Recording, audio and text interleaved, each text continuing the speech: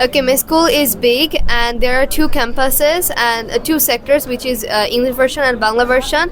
And there are a lot of like thousands of students, and there are really nice teachers, and the facilities, everything is really amazing.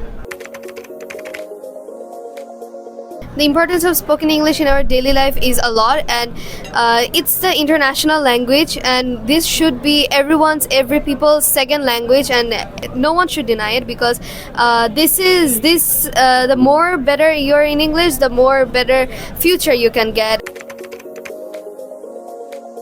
Three advantages is that you can do good in school, in your education purpose also, and secondly, you can get good jobs. And if a person is better in English than another person, then it will create a huge difference than between two peoples. So learning English is a lot, and also it is a new skill that everyone should know.